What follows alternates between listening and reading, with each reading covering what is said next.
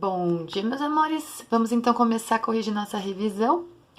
A pergunta de número 1. Quais as sensações possíveis pela pele? Bom, nós podemos sentir a sensação tátil, que é mecânica, né? Do tato. A pressão, quando você aperta. Dor, que a gente chama também de nocicepção. Tanto que os receptores, os neurônios que sentem a dor, a gente chama de nociceptores. A pressão de baroreceptores, porque baro vem de pressão. Tátil a gente chama de mecanorreceptores, porque qualquer coisa que está encostando ali ele já tem a sensação. Calor e frio a gente chama de termorreceptores.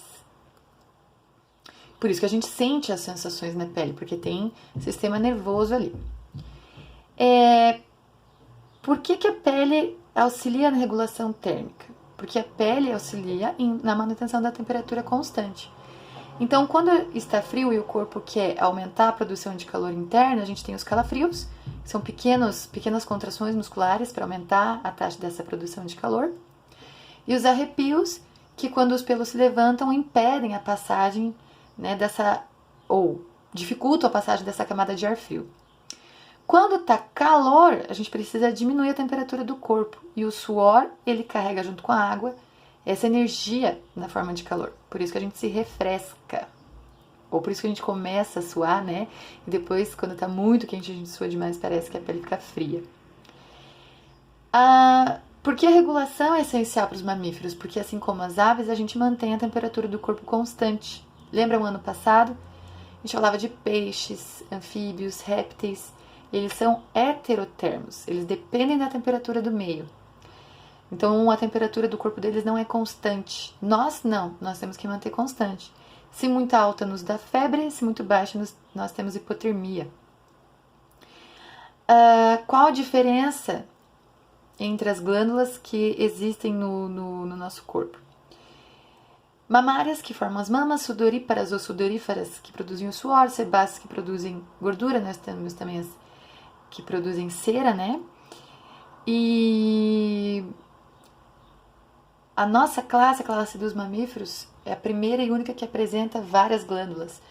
As aves têm um tipo de glândula chamada uropigiana, que com o óleo facilita ela que ela não se afunde quando está em cima da água, já que o óleo é mais leve, é menos denso. Nós comentamos isso no ano passado também. O que diferencia o câncer benigno de maligno? Isso em qualquer lugar, na realidade, né? Só que na pele a gente chama de melanoma, o maligno. Benigno é quando ele é localizado e maligno quando ele se espalha pela corrente sanguínea em outros lugares. Então, a metástase. Por que a pele é um órgão? Porque ela é formada por tecidos diferentes. Tecidos epitelial, conjuntivo e nervoso. Lembrando também dos anexos, glândulas, pelos e outros mais. Então, na primeira camada, a camada mais superficial, nós temos o tecido epitelial, com células mortas e outras com alta divisão celular para repor as que estão morrendo. O tecido epitelial, ele não se nutre sozinho, então abaixo dele tem que ter o tecido conjuntivo, que é representado pela camada chamada derme. Então, aí nós temos o conjuntivo frouxo, né, que não tem tanta fibra de tanto colágeno quanto, por exemplo, o cartilaginoso, que também é um tipo de conjuntivo. O sanguíneo, que nutre os tecidos adjacentes, ou seja, próximos. E na derme a gente também encontra esses anexos, essas glândulas, os folículos pilosos e os pelos. E na hipoderme, a camada de baixo, é a última camada, também formada por tecido conjuntivo, porém de gordura, adiposo.